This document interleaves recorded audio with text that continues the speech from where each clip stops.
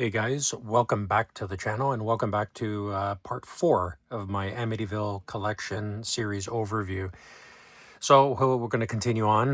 We'll finish off this shelf and then we'll go on to move on to the couch, actually, because the rest of the films I don't currently have them on a shelf space yet, but we'll review them anyway. So first up in this one is Amityville Vampire. This is from 2021.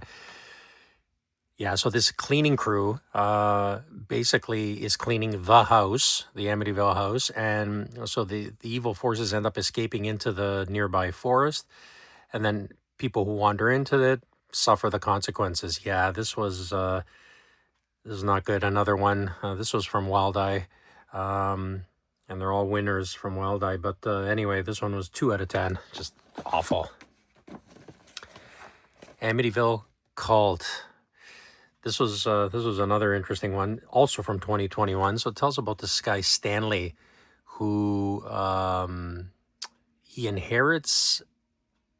returns back to his own hometown, and he inherits the house. And obviously, there's a family secret, and he's directly connected with the house and the family and everything else. So yeah, this is another one as well. 2.5 out of 10 for me. It was an interesting concept, but the execution was just not there. Amityville Scarecrow. So this one was also from 2021. They released a lot of movies in that year, Amityville anyway. So this tells a couple of, I believe it's a couple of siblings, a couple of sisters. Yeah, a couple of sisters who want to open up this, they inherited this summer camp type of deal, and they want to open it up. And of course, I believe the land was where the house was. And then All Havoc results. So this one I did actually enjoy.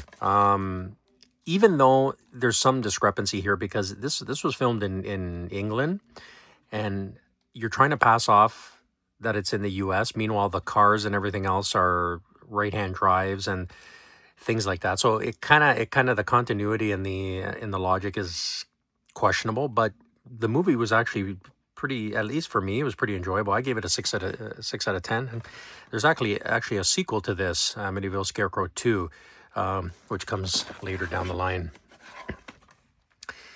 The Amityville Moon, also from 2021. So, yeah, this one again. This is like a werewolf version of the Amityville. Yeah, I don't remember this one too much. But I do remember that it was 2 out of 10. It wasn't very good at all. Yeah, in these latter sequels, they tried all kinds of things. They threw everything against the wall to see what would stick. Yeah, it's very, very more missed than hit, unfortunately. The next one here, this is a bootleg, basically Famously Haunted Amityville. This was a Tubi original, if I'm not mistaken. This was basically a documentary talking about the murders and the real life murders and the house itself and everything behind it. So there was never any official release for this, but it was pretty good actually. I didn't mind this. This was pretty enjoyable. I rated it 7 out of 10. Last one up on this shelf is Amityville in the Hood, also from 2021. Famously Haunted, also 2021. So again, we're continuing the theme of these 2021 Amityville releases. They went nuts that year. So this one's about a gang who's growing pot in the house, and then a rival gang steals it. But of course, it's possessed. So it's a cursed object, but this is a cursed marijuana. So anyone who smokes it suffers deadly consequences. This was, man, oh man, this was so bad. I rated this a 1 out of 10. It's not even funny. It's kind of stupid. But yeah, Amityville in the Hood. You knew they were going to go down that road, right? So, all right, let's shift over to the couch. Okay, so we move back to the couch now to finish off this video. So now next up is Amityville Uprising. So this one is a siege narrative. Basically, this police station is under siege by the undead who are attacking them, and they have to defend themselves. So I think the only connection with Amityville is the fact that I think it takes place in Amityville. That's pretty much the extent of it. it wasn't very good. 2 out of 10 for me for Amityville Uprising. Moving on. Shattered Hopes, Part 1, From Horror to Homicide. So this was a 3-part series that was released by this independent filmmaker, documentarian, and this was narrated by Ed Asner, actually. So basically, each part focuses on a certain thing: the murder, the trial, and the aftermath. So this was pretty good. It wasn't too bad. It wasn't great. There was a lot of inconsistencies because some of the people that they interviewed about this one who claims that she was the wife of DeFeo, even though she wasn't really married to the guy. So she was kind of nuts, and unfortunately, it's that kind of derails things. So 4.5 out of 10 for the first part, anyway. And then we move on to the second part here, part 2, Mob, Mayhem, and Murder. So this continues the documentary. Again, this was a little bit better, but again, there were some inconsistencies and some issues with certain people that were interviewed. So yeah, I don't have part 3 because part 3 wasn't actually released. For whatever reason, I guess they didn't get the funding to do it. And also there was another one that was based on the interview with DeFeo in prison.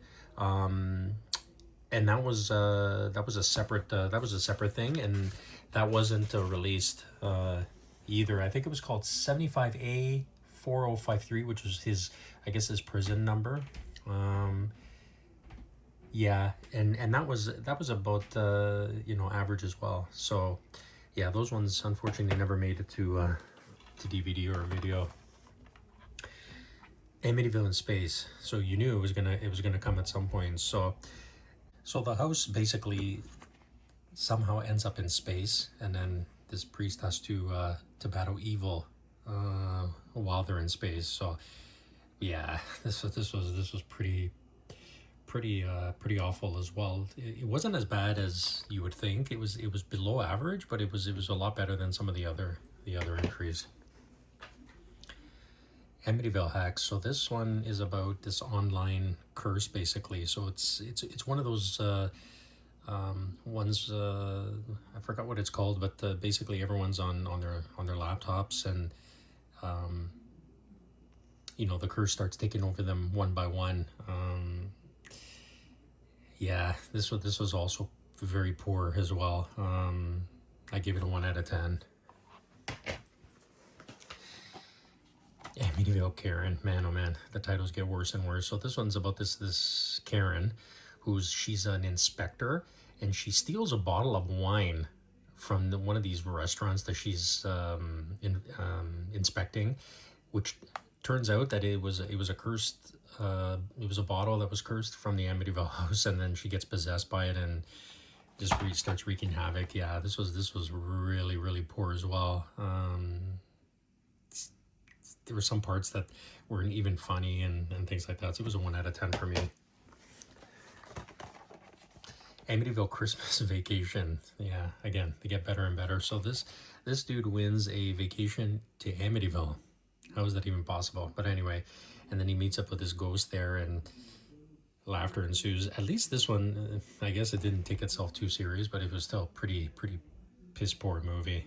I gave it a 1 out of 10. Amityville Gas Chamber. This is hilarious. So this guy Michael Stone, he has a YouTube channel which he basically reviews films, and in particular the Amityville series as well. So he basically just sits and basically reads Jay Anson's The Amityville Horror book to himself while he's farting. That's basically the the premise and the plot of it. So, and then there's some trivia that's thrown on the screen, during the course of it. Really bad. It's awful. But you know what? Some of the the trivia was interesting enough if you weren't familiar with the book or with the series and that. So, I give him credit for just doing it. He didn't take it serious. It was you know, it was for laughs, but yeah, overall, you know. Amityville Thanksgiving, yeah, this was awful. So this, yeah, so this basically this bird just starts taking people out. Yeah, another winner here. This was really poor. I give it a half out of 10. It was it was that bad. Yeah, unintentional bad funny. You know, Ghosts of Amityville. Yeah. So this girl gets haunted by this spirit. Obviously, that's linked to the house. It's one of those, and I think it gets possessed into a clown. I think that's what it is, or this clown character starts appearing in visions and stuff like that. Again, this was utterly awful. It was just awful all the way around, and yeah, stay away from that one. The Unspoken. So this one, someone brought this to my attention. I didn't even realize that this was an Amityville film. So this basically tells the story of a mother and a daughter, and they move into this house, and then there's there's obviously it's the house, and there ends up being a connection, and actually they tied it in actually pretty nicely with Amityville. So this was surprisingly decent. Not spectacular, but it was pretty good, and I like the idea behind it. Amityville Death Toilet. Oh boy, here we go. Yeah, call a plumber. Yeah, this was again, this a toilet starts taking people out, and just utterly awful movie. You get what you expect, right? This pretty much this says it all. The title says it all, right? So yeah, the Amityville Ripper. So you get this dude that shows up supernaturally as Jack the Ripper. He starts taking people out at this seance kind of party kind of thing. Yeah, this was another bad one as well. And this guy who played Jack the Ripper was so over the top, and yeah, just a bad movie all the way around. Amityville Bigfoot. Yeah, you knew that they were gonna tackle this at some point. This was directed by Sean C. Phillips, Cool Duder on YouTube. Yeah, so this is basically a lab experiment gone wrong, and then Bigfoot starts wreaking havoc on the local residents here. Yeah, this one had Eric Roberts in it, and yeah, you know what you're gonna get with that. Yeah, it wasn't great at all. Amityville Bigfoot.